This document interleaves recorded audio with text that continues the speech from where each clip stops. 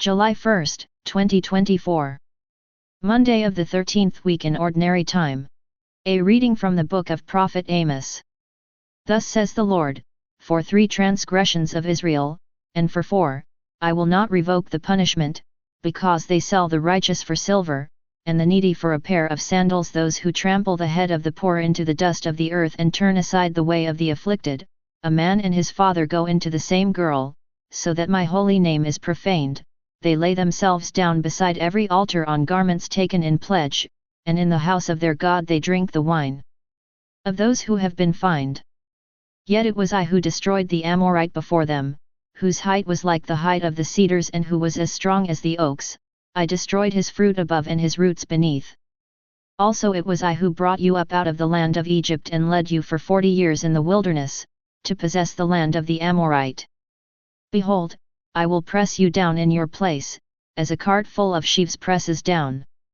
Flight shall perish from the swift, and the strong shall not retain his strength, nor shall the mighty save his life. He who handles the bow shall not stand, and he who is swift of foot shall not save himself, nor shall he who rides the horse save his life, and he who is stout of heart among the mighty shall flee away naked in that day, declares the Lord. The word of the Lord. Responsorial Psalm. Response: Mark this, you who are forgetful of God.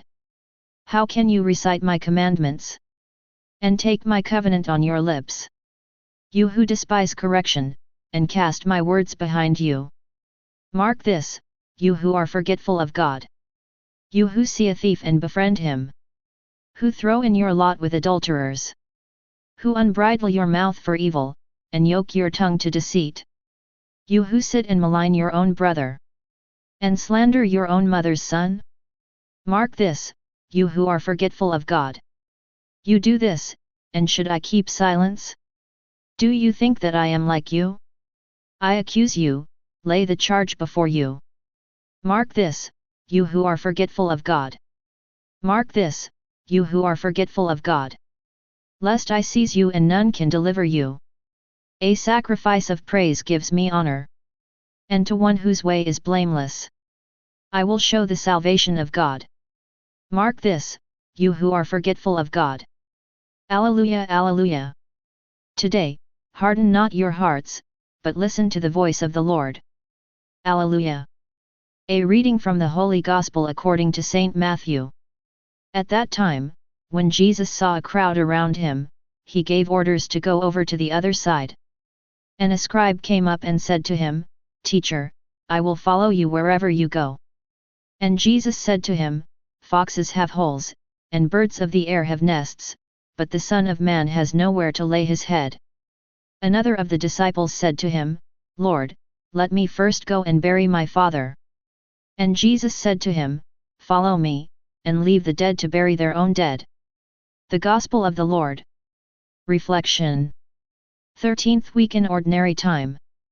The request of one of Jesus' disciples seems very understandable. Let me go and bury my father first, before continuing on as Jesus' disciple. After all, the burial of the dead was considered a sacred duty in the Jewish tradition. However, the disciple's request does not necessarily mean that his father has just died and is in need of burial. More likely the man is asking to delay his departure from home to follow Jesus until after he has discharged his duty of caring for his aged parent until death. His father's death could be some time away. Jesus was saying to this disciple, who had already decided to follow Jesus, that the call to follow is more urgent than that. It can't be put off until some indefinite time in the future. The call is for the present moment. The disciple had a strong desire to become a close follower of Jesus, but he was putting off acting on it, for family reasons. The Lord often calls us to do something in the here and now, and we can be tempted to put off responding to the call until sometime in the indefinite future. When we put off acting in a way we feel called, the opportunity to act can pass us by. We may have had the experience of being prompted to do something worthwhile, without delaying, and, in spite of certain resistances in us, we responded to the prompt and then we discovered that it was well worth doing. Our calling is to be as open as possible to what the Lord is asking of us on any particular day. In the words of Paul's second letter to the Corinthians, see, now is the acceptable time, see, now is the day of salvation.